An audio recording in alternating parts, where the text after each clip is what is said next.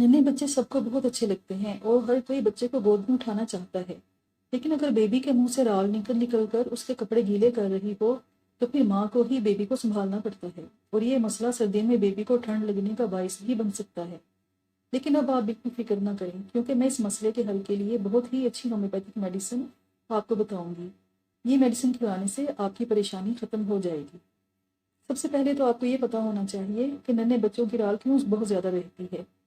Research से ये पता चला है कि बेबीज़ की राल उनके मजबूत होते हुए डाइजेस्टिव सिस्टम की निशानी है और बेबी का निज़ाम हाजमा तेज़ी से बेहतर होने की अलामत है। हमारे मुंह में थूक बनाने वाले ग्लैंड्स होते हैं जो 24 घंटे थूक बनाते हैं, लेकिन हम इस बात को इतना महसूस नहीं करते क्योंकि हम वो थूक निगल लेते हैं। लेकिन नन्हे बच्चे के मुंह के मसल्स इतने मजबूत नहीं होते कि वो थूक निकल सके। 2 साल का होने तक उन्हें अपने मुंह के मसल्स पर कंट्रोल हो जाता है और वो थूक को आसानी से निगल सकती हैं।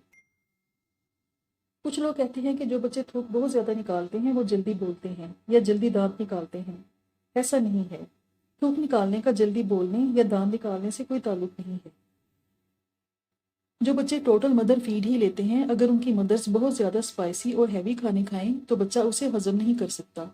उसे गैस बहुत ज़्यादा बनती है और गैस वापस रिफ्लेक्स होने की वजह से बच्चे के मुंह से राल निकलती है।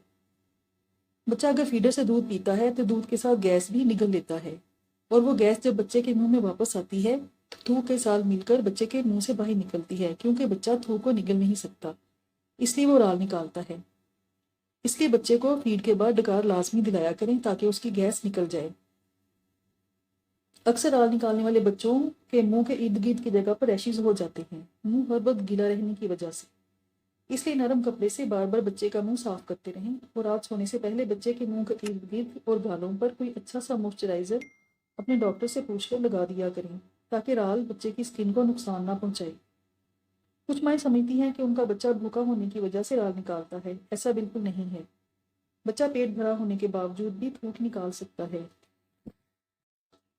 बच्चे की राल को कंट्रोल करने की कुछ टिप्स अब मैं आपको बताऊंगी।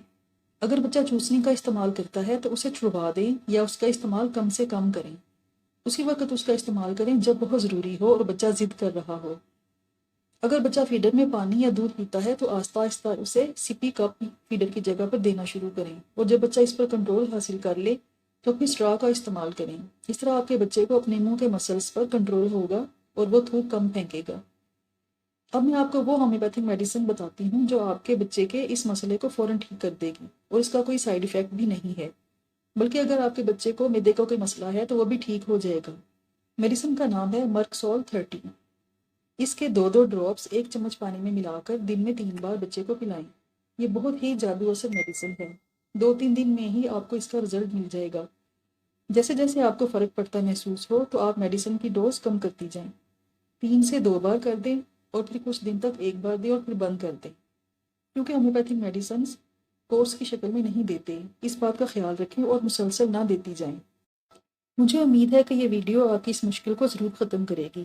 अगर वीडियो अच्छी लगे तो इसे लाइक और शेयर ज़रूर करें और मेरे चैनल को भी सब्सक्राइब कर लें। शुक्रिया।